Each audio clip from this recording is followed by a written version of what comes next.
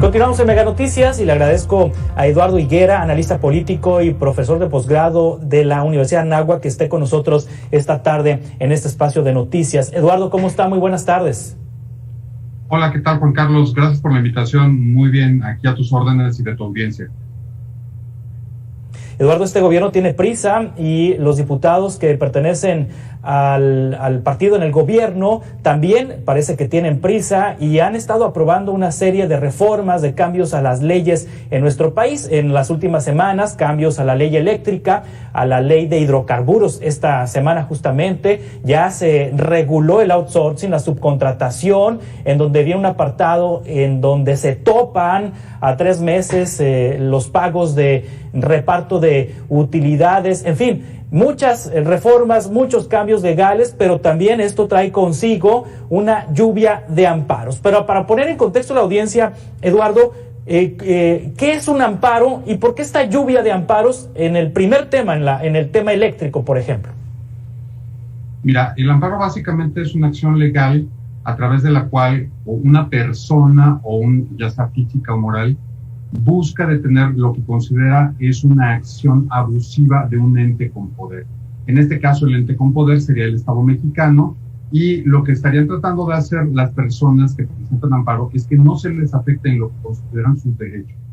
Por ejemplo, aquellos que en la ley eléctrica tienen contratos, tienen concesiones, se les garantizó que no se les iba a poner impuestos. Con las modificaciones que tiene la ley, puede ser que todo esto suceda. Y como la ley no es retroactiva o no debería de ser retroactiva, simplemente dicen yo me amparo, es decir, presento un recurso legal ante este abuso de poder que me afecta y trato de conservar la situación que tengo actualmente. Algunos dirían que trata de conservar sus privilegios, otros dirían que nada más trata de conservar las condiciones laborales, empresariales, fiscales, que se acordaron previamente y por lo tanto están buscando un poco de estabilidad ante esta situación. Sí, es decir, quienes se sienten afectados promueven un amparo a la justicia federal ante un juez. El juez otorga una suspensión provisional de la entrada en vigor, por ejemplo, de una ley, en tanto analiza el fondo, y esto se va a ir a los juzgados, a segundas instancias, inclusive hasta la Suprema Corte de Justicia de la Nación. ¿Qué quiere decir esto? Que los cambios que está promoviendo este gobierno van a tardar algunos meses o quizá años en entrar en vigor después de superar todos estos obstáculos. Mira, ya lo pudimos ver de nuevo con la ley eléctrica que afectó la industria eléctrica.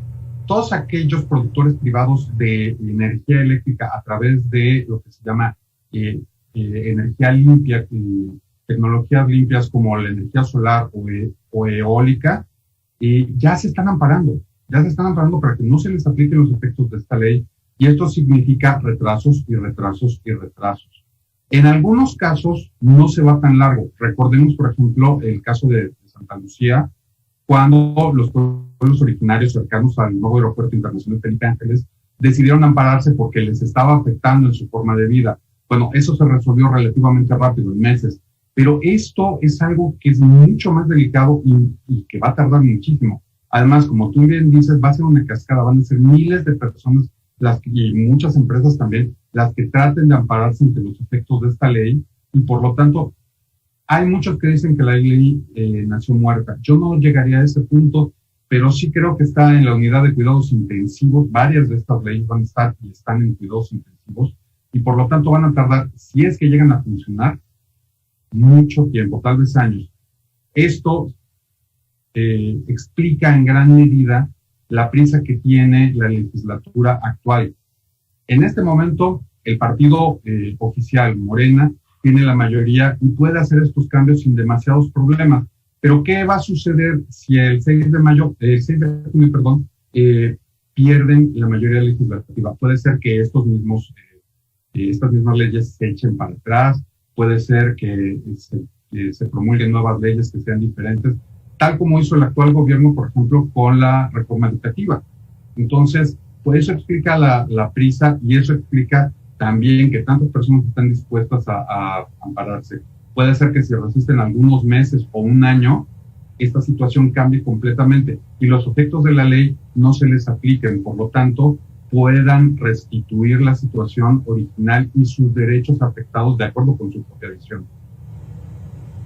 O la otra posibilidad, que el partido del gobierno mantenga la mayoría en la Cámara de Diputados y un número suficiente de congresos estatales para promover reformas constitucionales, porque lo siguiente que ha propuesto el presidente es que si la ley eléctrica es declarada no viable porque va contra la Constitución por parte de la Suprema Corte de Justicia, o la ley de hidrocarburos, lo que seguiría sería cambiar la Constitución para darle, digamos, que viabilidad a estas reformas. El otro escenario es que lo que continuaría serían reformas constitucionales. Sí, efectivamente. Sin embargo, este escenario que tú estás marcando de que conserven todos los congresos necesarios y la mayoría también en el Congreso, pues hay señales muy claras desde mi punto de vista de que el gobierno federal y el partido oficial están muy nerviosos, o sea, no consigan, ellos mismos creen que no van a conseguir esta situación, repetir lo que tienen ahorita o mejorarlo.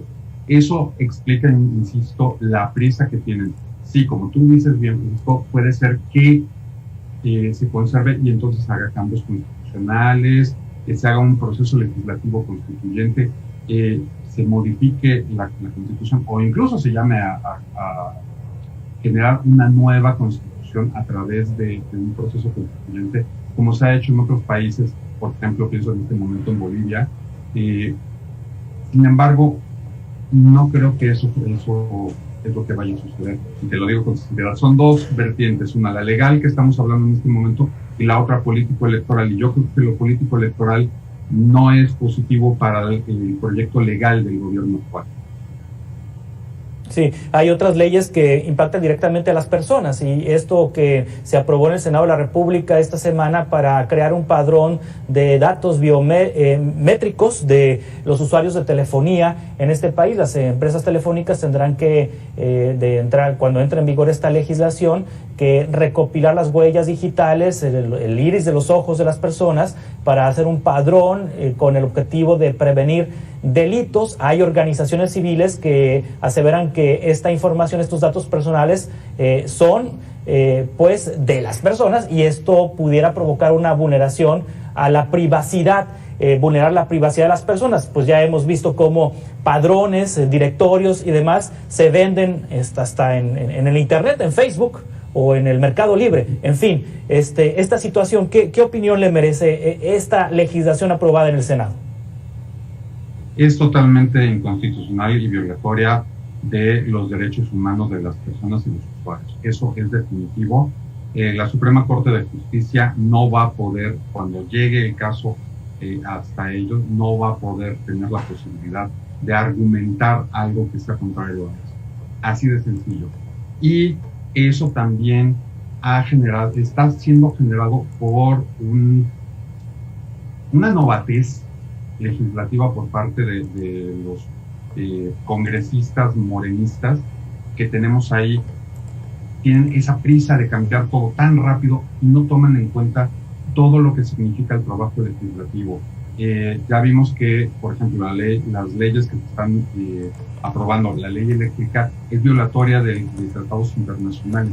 Y no se paran a pensar en eso y en los problemas que le va a generar al país y al gobierno esa prisa, esa falta de pericia, esa novatez legislativa que están demostrando.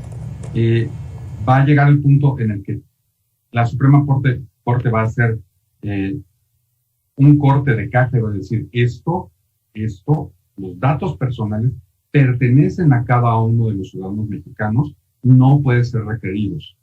No sé si recuerdas que en cierto momento la Secretaría de Gobernación le pidió ayuda forzada al INE para generar una nueva identificación con datos biométricos.